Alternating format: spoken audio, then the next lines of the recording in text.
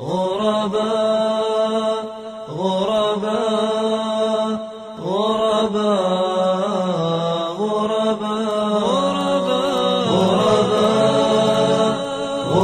غرباء غرباء غرباء.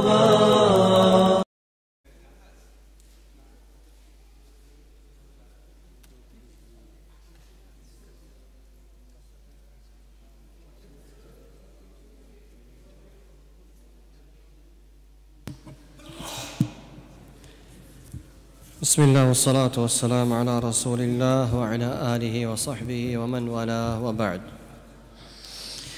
After we have mentioned the arkan al-salah and the wajibat of salah and sunan al-salah, inshallah we wish to start with the new chapter, and that is bab fi sifat al-salah, and that is a chapter as to how a person should pray his salah.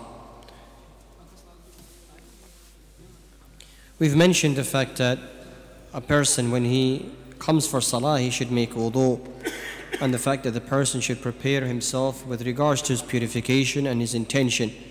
So all of these things are prior. But inshallah now we wish to discuss with regards to the sifatul salah, as to how the salah should be prayed.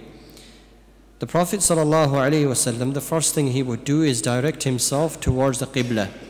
So whenever the person prays, he finds the qibla and he directs himself in that direction. Then he would raise his hands up to the level of his ears or up to the level of his shoulders. So the raising of the hands is up to this level here or up to the level of his shoulders. Rather, not this, what the people do of touching their ears is not from the sunnah of the Prophet ﷺ. So a person should raise his hands here or raise his hands here. And he should not do that which the people do, for this is not from the sunnah of the Prophet ﷺ. And then his hands would be straight facing towards the qibla. And then he would be saying Allahu Akbar upon raising his hands. So a person has raised his hands up to this level, or he raises them up to this level, and he faces his hands towards the qibla, and they are together as the fingers are. And then he would not, as we said, touch them. This is not from the sunnah. Rather, he would do this or he would do this, and he would say Allahu Akbar. And then he would place his both hands upon his chest. So he would place his hands, and the chest is from here down to the rib cage here, where the middle of the rib cage, or where the two cages meet. So the person should place his hands here. Rather, it is wrong for a person to place his hands upon his neck or his throat, or the person place it below his chest, or he places it on his belly button or below the belly button. All of these are incorrect. What would be correct is for the person to place his hands upon his chest and his right over the left, and he should be grabbing onto the forearm of his left arm. So the right hand grabs onto the forearm or the left forearm like this, in this manner. Rather, not this 2 fingers or 3 fingers or 4 fingers business, as Allah knows best where this comes from. So the person should grab on in this manner here like this. And then the Prophet ﷺ, and after he would say Allahu Akbar, he would raise his hands and then fold them over his chest in this manner. And then he would start with istiftah, meaning Subhanak Allahumma wa bihamdika wa tabarak asmuka wa ta'ala jadduka wa la ilaha ghayruk. Or Allahumma ba'id bayni wa bayna khatayai. Or there are other ad'iyah which are from the sunnah of the Prophet ﷺ other than Subhanak Allahumma, but be sure of the fact that they are from the sunnah of the Prophet ﷺ, and the ahadith are authentic with regards to it. So after istiftah, which is Subhanak Allahumma wa bihamdik, a person should do ta'awudh billahi minash shaitanir rajim, meaning he should say a'udhu billahi minash shaitanir rajim, and then he should say basmala, to say Bismillahir Rahmanir Rahim. And then he should start with the Fatihatul Kitab, which is Alhamdulillahi Rabbil Alameen Ar-Rahmanir Rahim Maliki Yawmiddin, to the end, Waladdallin. And then he should raise his voice and say Ameen if he is praying with the Imam aloud, and if he is praying quietly, meaning munfaridan, alone, then he should say Ameen within inside the recitation of his Fatiha. And then the Prophet ﷺ, he would recite different surahs within inside the standing. So the first and the second standing, the Prophet ﷺ, after reciting Surah Al-Fatiha, he would recite any type of surah. Sometimes he would recite something that which is long, and sometimes that which is short, and sometimes that which is in between themselves. So for example, a person to say something that which is long, for example, Surah Al-Baqarah is long, and the Prophet ﷺ would also recite something that which is in between, the likes of Surah Al-Naba or Surah Al-Infitar, and something that which is short, the likes of Surah Al-Ikhlas, Al-Falaq, and that which is the like of it. And then the Prophet ﷺ, he would raise his hands again. So when the Prophet ﷺ has done this, Allahu Akbar, folded his hands here in this position, and then reciting Subhanak Allahumma wa bihamdik, and then moving on to A'udhu billahi minash shaitanir rajim, then moving on to Bismillah, then reciting Surah Al-Fatiha, Alhamdulillahi Rabbil Alameen, then moving on to reciting a small surah of that which is a person is able to recite from the Quran, and then the person raises his hands again, and the manner that which he raised in the beginning of Salah, and then he says Allahu Akbar, and then he goes down into ruku'. And when he goes down into ruku', the person should not go down in this manner, meaning he should not have his back lowered down, nor should he have his back up like this. Rather, the person should have his back straight as it is just now. So for example, showing it in practicality, if a person goes down, we've done this, Allahu Akbar, and we're only describing the salah. So he stands like this. And we said this business here, or this business here, or holding with this here. Allahu Alam, where it all comes from. But really, Allahu Akbar, and then doing that. And then we go down again. Allahu Akbar, and then we go down and we place our hands over our knees. And the hand should be spread out, meaning the fingers should be spread out over the knees. And the person should straighten his back the best he can.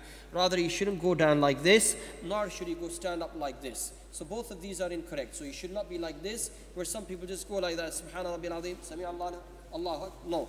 Rather, a person goes down and he makes sure of the fact that his back is straight. And it is said that if a glass be placed upon his back, that even that should be able to sit upon his back.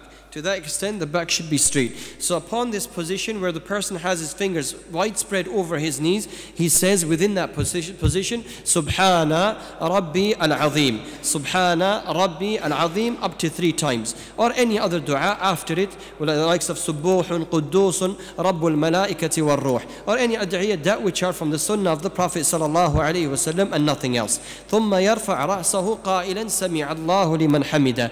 Then he should raise his head from that position, and coming up he should say سمع الله لمن حمده, and then he should raise his hands again. He should raise his hands again and then say سمع الله لمن حمده upon raising up from the ruku'. And when the person is standing straight, know the fact that the Prophet ﷺ sometimes used to stand in that position for a long time.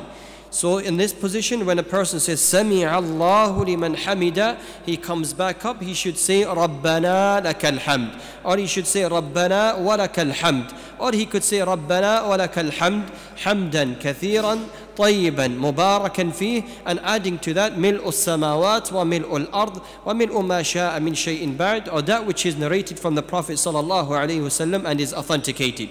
So again, so person should in that position, when he's standing up and he goes into ruku' and he says Subhana Rabbi Al-Azim, he comes up raising his hands and he should say Sami Allahu liman hamida Rabbana lakal hamd hamdan kathiran tayyiban mubarakan fi. And then in this, after doing this position, a person will go down into the sajda position. The Prophet ﷺ would go down in the sajda position and he would recite Subhana Rabbi Al-A'la. But how does the Prophet ﷺ go down? The hands of the Prophet ﷺ would touch the ground first, and then his knees would touch the ground first. And upon that, the Prophet ﷺ would lean forward and he would place his nose and his forehead upon the ground.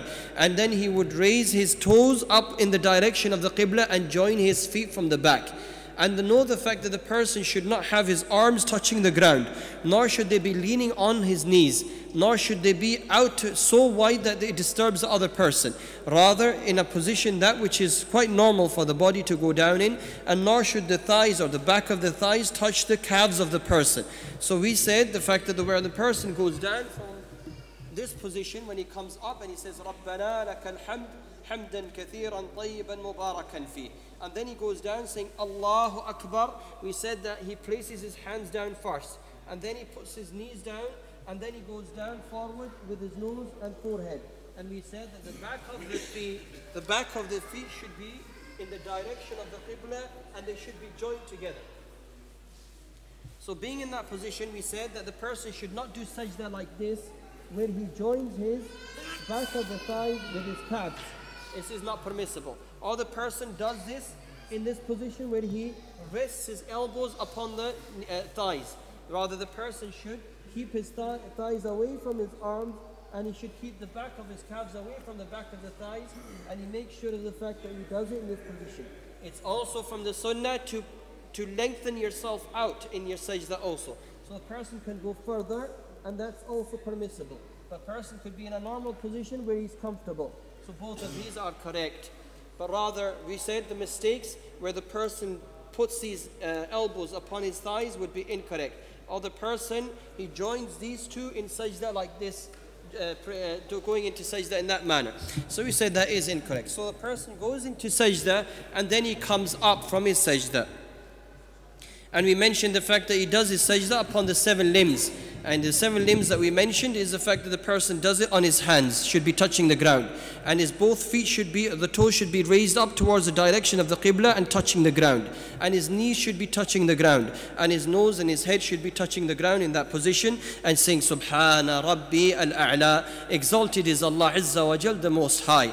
Exalted is Allah Azza wa Jal, the Most High. And repeating this and reminding yourself that I am nothing but the abd of Allah, and Allah is above me, and I am doing my sajda to Allah Azza wa Jal. And then he comes up from his sajda and he says Allahu Akbar. He comes up from his sajda and he says Allahu Akbar. He uses the support of his hands and he pushes himself up to come up, and he sits in this position. And we said the fact that the hand should be just about in this position, where just over his knees, and he sits in this position and he says Allahumma ghfirli, Rabbi ghfirli, Allahumma ghfirli, warhamni, wahdini, and so forth. And in this position, while the person is sitting, he should raise his foot up. So the right foot should be up and the left foot should be under his buttocks. So in this manner here, where the person has his feet up and his toes are faced in the direction of the Qibla, and this is up and this is under his buttocks here, this left foot. And then he says Allahumma ghfirli, oh Allah, forgive me. And then he goes down into his sajda again in the same position. And then he comes up, standing up for the second rak'ah. When he stands up for the second rak'ah, he does the same as we did in the first. And then when he sits down in the second in the tashahud, then he sits in that same position as we described, and he mentions at-tahiyyatu lillah was-salawatu wat-tayyibat, assalamu alayka ayyuhan nabi wa rahmatullahi wa barakatuh, and to the end, assalamu alayna wa ala ibadillahi as-salihin. And then he comes up after the tashahud al-awwal, he stands up. And if he is sitting after the fourth rak'ah, a person should sit in a different position other than that which was told in the first position. After 4 rak'ahs, the person should sit in this position here, where he brings his left foot forward and he sits on top of his buttocks. So instead of sitting on top of his left foot, he should sit in this position and then raise his foot up again. And then with that, the person in tashahud al-akhir, he will be sitting down and he mentions again at-tahiyyatu lillah, Allahumma salli ala Muhammad, and then Allahumma Rabbi ja'alni muqim as-salati wa min dhurriyyati, Allahumma inni a'udhu bika min fitnat al-mahya wal-mamat wa a'udhu bika min fitnat al-masih al-dajjal, Allahumma inni a'udhu bika min adhab al-qabr wa adhab al-nar wa a'udhu bika min fitnat al-mahya wal-mamat. And this dua is also considered in accordance to some of the ulama that a must that it should be read in your salah. And then after that, the person says Assalamu alaikum wa rahmatullahi wa barakatuh. Or he could say Assalamu alaikum wa rahmatullah and Assalamu alaikum wa rahmatullah. And this is how the description of the salah is given to us inside this book. So again, the description of the salah was just to practically show the people how your positions of salah are to be made. And inshallah we will leave it to that as the time of Salat al-Maghrib has come closer. And after the person, once he does finish his salah, then he should say Allahu Akbar, Astaghfirullah, Astaghfirullah, Astaghfirullah. Allahumma anta salam wa minka salam. تباركت يا ذا الجلال والإكرام. ربي أعني على ذكرك وشكرك وحسن عبادتك. And a person should do these types of adhkar, rather not do that which the people of the bid'ah do, where they straight after the salah they just raise their hands and Allah knows best what they recite and what's not recited, and then wasallallahu wasallam ala nabiyyina Muhammad. Rather, every individual person should do his own istighfar, and every individual person should call upon Allah Azza wa Jal, and every individual person does his own dua, rather not as it is done in the congregation in today's time. And I ask Allah Azza wa Jal to protect the people of the Sunnah and to protect the Sunnah of the Prophet sallallahu alaihi wasallam by keeping it alive inside the people and amongst those who are righteous. Wa sallallahu wa sallam ala nabiyyina Muhammad wa alihi wa sahbihi ajma'in.